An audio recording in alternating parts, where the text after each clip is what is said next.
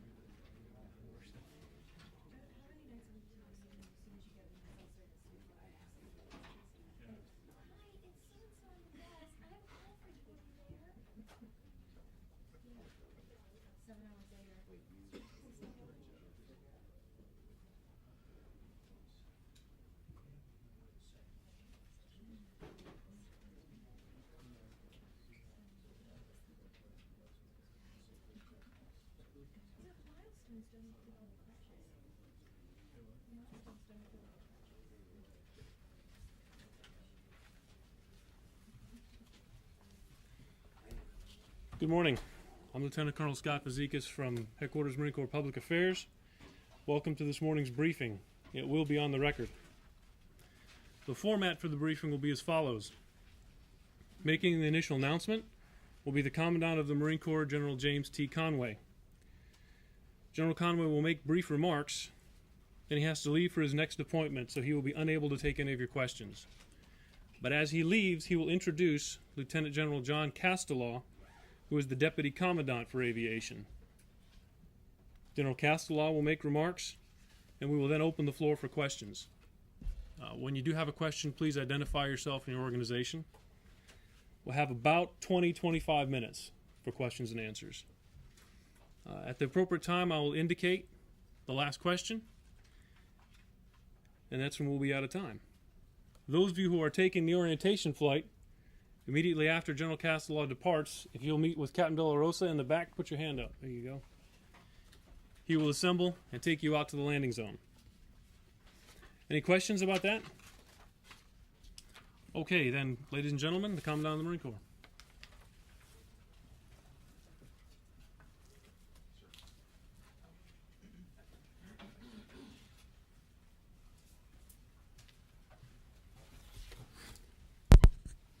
Good morning. I'd like to thank you all for taking time to share on what is truly a historic day for your Marine Corps.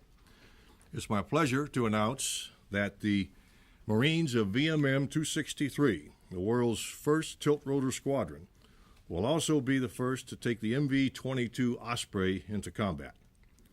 These hardworking professionals and a remarkable aircraft will deploy to Al-Assad, Iraq, in September of this year. This deployment directly supports our Corps' #1 priority, the Marines and sailors in contact at the tip of the spear. The story of how we got here has been a long one, and I'll leave it to you to recount that history. I'll just say that the quantum leap in technology that this aircraft will bring to the fight has been a road marked by some setbacks, lots of sacrifices, and the success of these Marines standing before you today. This is a great day for our Corps and for my aviation folks in particular. Before I turn the program over to our Deputy Commandant for Aviation, Lieutenant General John Castellaw, I ask that as you make your way down to Quantico today aboard those CH-46s outside, that you make some mental notes so that you can compare and contrast our oldest rotary wing platform to its replacement, the Osprey. You'll soon see why we're so excited about the V-22. Thank you, folks. Enjoy your flights today.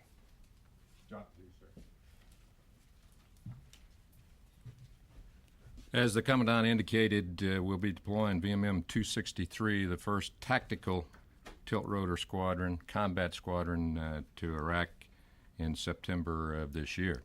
We've gone through a very deliberate process to ensure that operationally, logistically, that the squadron and the aircraft is ready to deploy. It's been through extensive operational testing and evaluation, and it is our fervent feeling that this aircraft is the most capable, survivable aircraft that we carry our most important weapon system in, which is the Marine or Rifleman, and that we will successfully introduce this aircraft in combat. With that, I'm ready to take any question that you might ask. Rick? General Castellaw, what difference exactly do you think the V-22 will make in Iraq? Could you describe some of the missions it might fly and how it'll change things? First of all, the primary troop assault aircraft now is the CH-46. It's almost 40 years old. It was introduced in the middle of Vietnam. The aircraft is old in the tooth, and its capability in terms of range and payload is not what we want.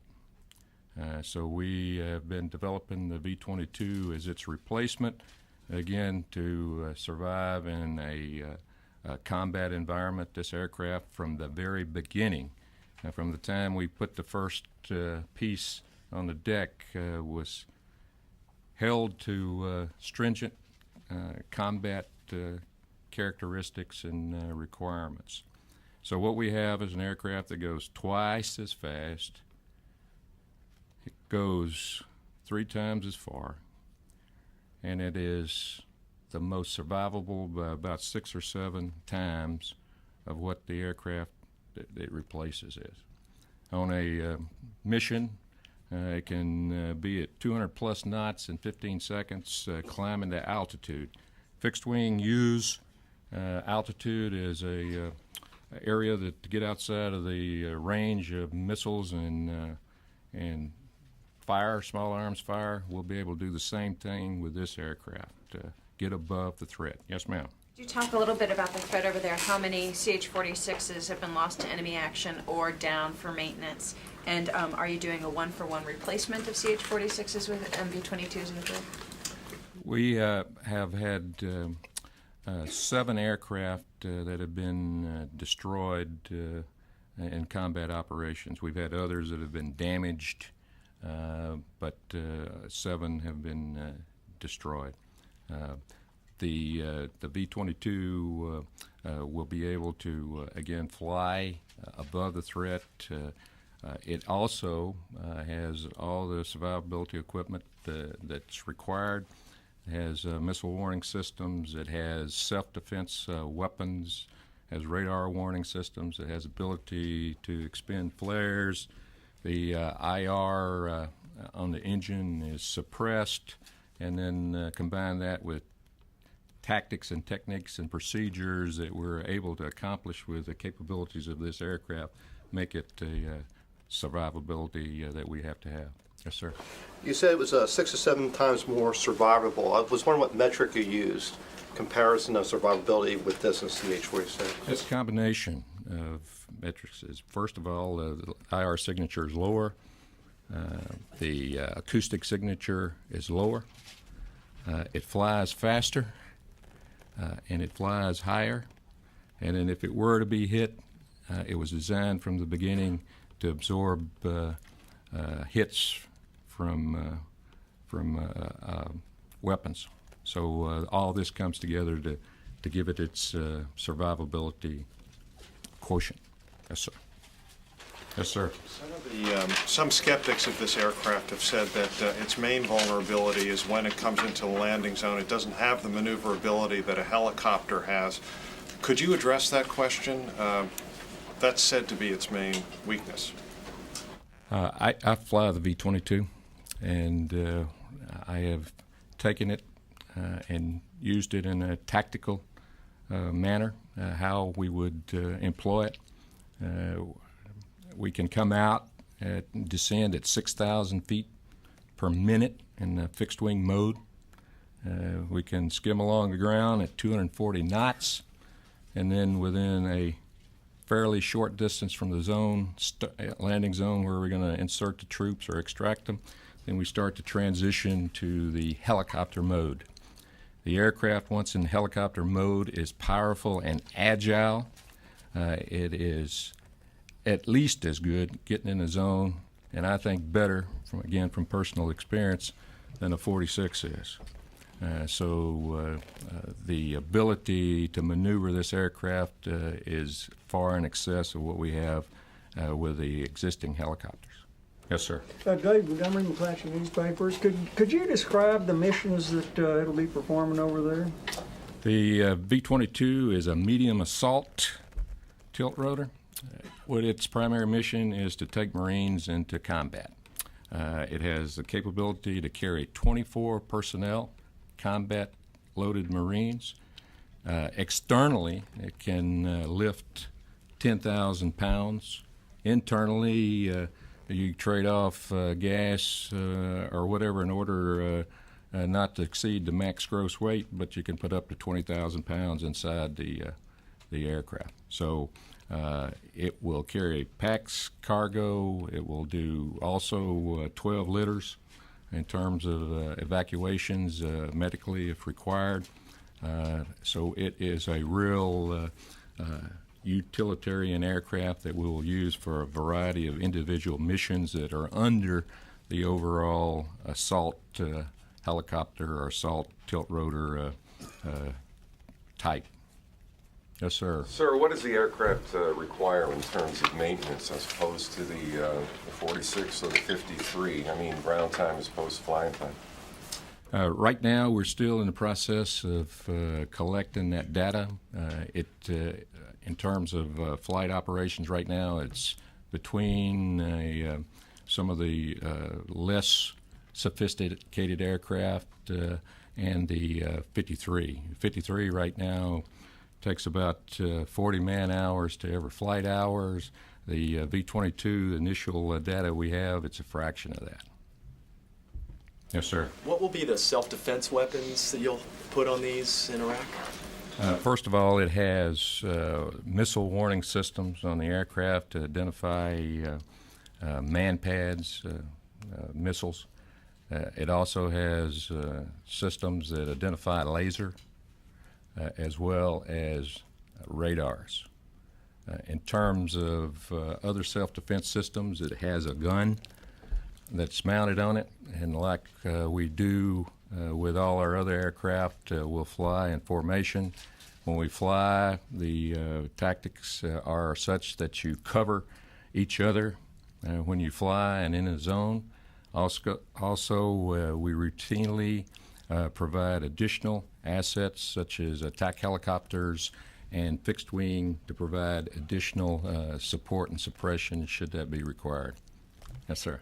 Can you give us a sense of what protections the chopper has to avoid, or at least to warn the pilots when they get into a vortex ring state, the cause of the April 2000 flight, the setback that killed 20 Marines? What's the improvement for those who haven't followed this? Well, the first thing is, and by the way, when you're in a helicopter mode, you get the same restrictions that I have when I fly a 46.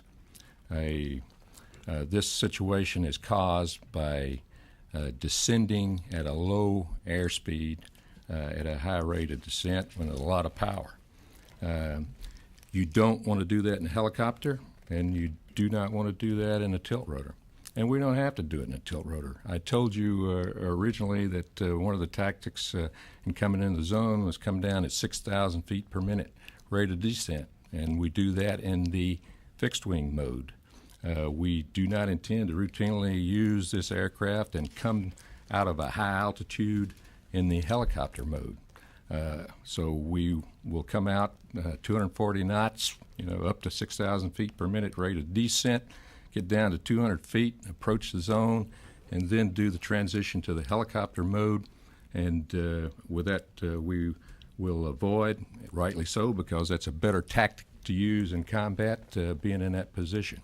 If we were, for whatever reason, to be in a helicopter mode and want to come down at a slow rate of descent and a low airspeed, then the aircraft has a better capability of flying out of that state than a helicopter does. All you have to do is move the nacelles about 15 degrees, And what you do is you change the thrust to the airflow from going straight down where you're descending in the bubble to where it's behind you and you fly out of it. In a helicopter, what you have to do if you got enough altitude remaining is put the nose down, which is helicopter guys don't like to do, and lower the power, which they like to do even less, and try to fly out of it. So with a V-22, you get out of it faster and easier than you do in a helicopter. But the first thing we're going to do is that right now is not really part of our normal tactics in using this aircraft. Tactical adjustments, basically, versus any kind of material or software adjustments to avoid this. We have a warning system on this aircraft. If you're in get close to that particular regime, it tells you. The tactics that we're going to use are going to minimize the requirement or the need to be in that regime. Yes, sir. Sir, you may have said it, I missed it, but what's the replacement schedule for the 46, and what is that current schedule, and do you expect to meet that production replacement? We're operating 5 V-22 squadrons now. We have one VMX-22, which is the operational and test squadron. We have VMMT-204, which is the training squadron. And then we have the 3 tactical squadrons, 263, 162, and 266. What we intend to do is reach a transition schedule of 2 squadrons per year. And we expect to achieve that in about a year or so, get to that particular rate of 2 squadrons a year. When's the last 46 leave the fleet? Well, it'll be after I'm gone, around 2018. Yes, sir.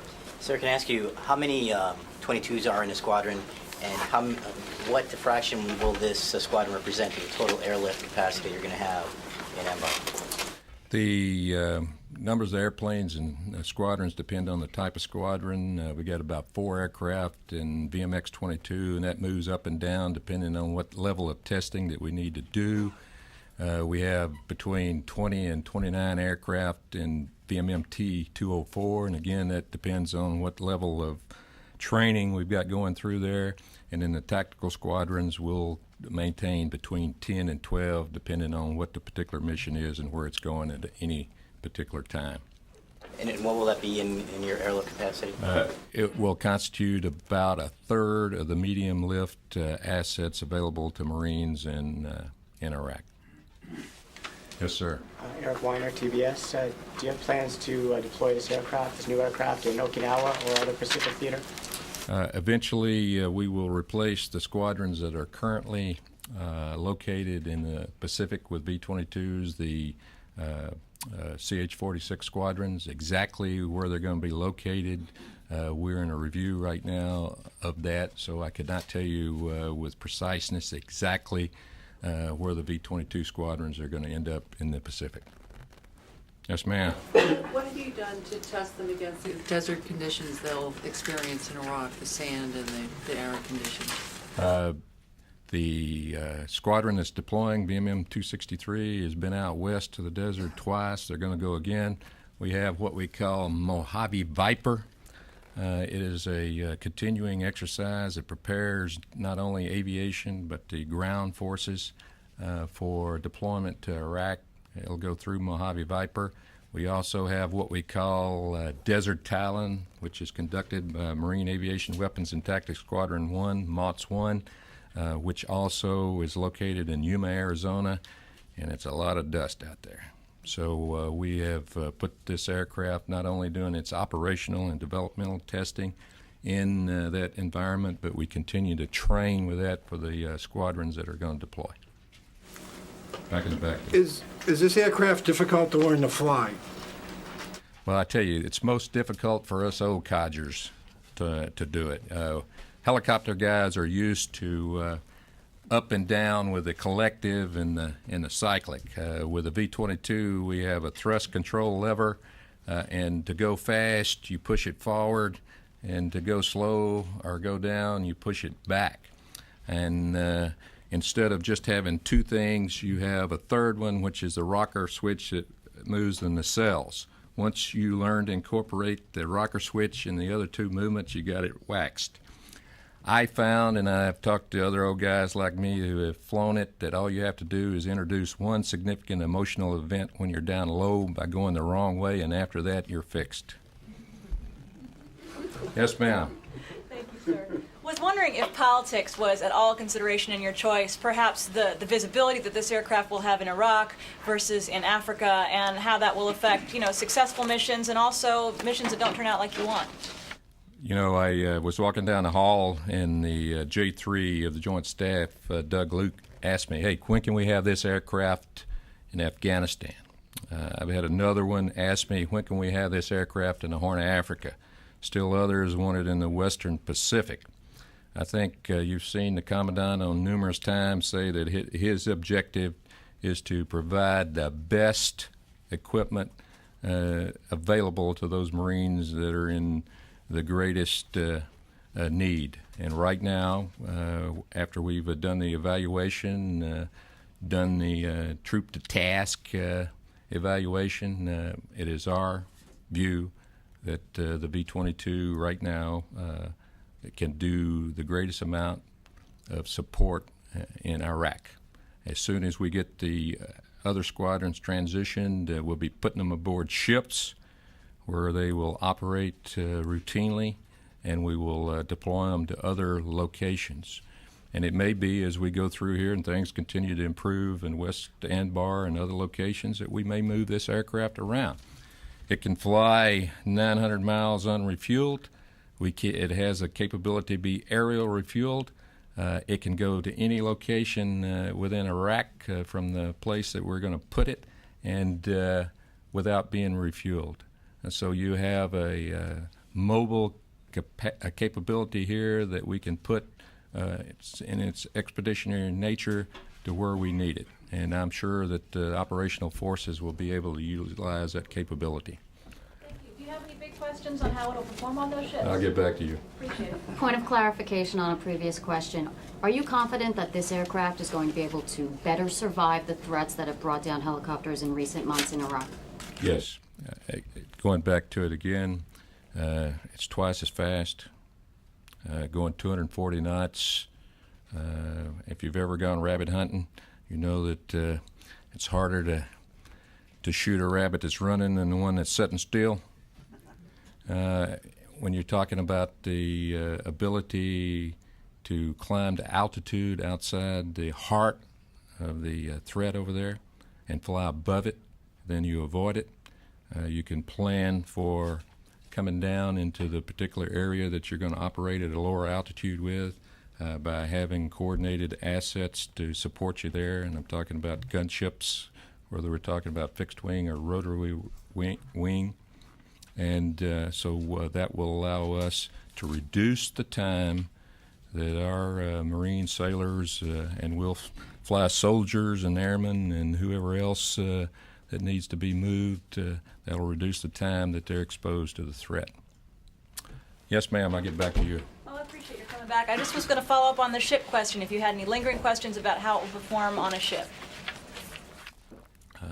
It's going to perform well. We've done exhaustive tests aboard ships. Within the last few months, we've been out on some of the support ships that have small platforms, landing platforms, and fairly austere. So we continue to expand the numbers of ships and all that it can operate on, and so we feel real comfortable with its ability to operate in the maritime environment. Yes, ma'am. Sir, what is the simplest way that you can explain the problems that led to the crashes that were so high profile in the last few years and how those have been fixed? The one that we talked about earlier on was the vortex ring state. So helicopter pilots call it power settling because you're flying at a low airspeed, fairly high altitude, and you got a lot of power on the aircraft. So essentially, if I can try to use my hands, is you're almost coming down vertically. When that happens, particularly as in the case at Mariana, when you're tailwind, what that does is keep the turbulence under you. And as that turbulence increases and your power increases, your blades start to stall out from the center out, and you get a column of air that comes up through it. And eventually the blades complete the stall and the aircraft becomes uncontrollable. Now, what we will do, and that particular aircraft started out at 2,000 feet, we do not expect to descend from 2,000 feet in a helicopter mode. We'll be in a fixed wing mode. We'll avoid that. If we, for whatever reason, we have to do that, and we're in that, as I said, you take that little thumb, which is the very important appendage to a V-22 guy, and you push it forward 15 degrees, and you fly out of it almost instantaneously and recover. So that process is what we are teaching in simulators. Everybody has a dedicated simulator flight that shows you how to do that, shows those conditions to you and allows you to understand them, feel them, and then fly out of them. We also have a warning system that says when you reach those parameters, 800 feet per minute rate of descent and 40 knots or below, hey, you're stupid, fly out of it, and you do that. Okay, so that will happen. On the one at New River, what was happening is there's a like a easy button, I don't know, Radio Shack or whatever, the easy button. Well, on the aircraft, you have a reset button for the flight control system. What happened at New River is that there was a software flaw in there that every time you hit that button, it caused the props to come back to zero pitch. Okay, and when that happened, because we also had an associated hydraulic failure, one of the props was moving at a slower rate than the other, and so every time you did the easy button and reset it, then you had put a yaw into the airplane and a deceleration, and eventually it was in airplane mode. The aircraft stalled, and when it stalled, then it hit the terrain. Since then, we've reworked the hydraulic system. We've reworked the software. We've rerouted hydraulic lines, and we have addressed those issues that we discovered. And in addition to that, as a part of the training, people who now are ensured that you have a better understanding of as you do these particular things and these procedures and all, what impact you're having on the airplane. So we're very confident that in both of these situations we've identified what the issues were, and either through a combination of mechanical, software, training, that we have addressed those issues, and that those are no longer problems with the airplane. Yes, ma'am. Excuse me, Pam, this will be the last question. Oh, just to clarify on the 7 aircraft, were they all 46s that you lost? No, okay. no. And how many Marines did you lose in those combat incidents? I'm not going to talk about that. Thank you very much. I've enjoyed talking with you, and again, a big day for the Marine Corps, and I think a big day for those Marines that are in harm's way. Thank you much.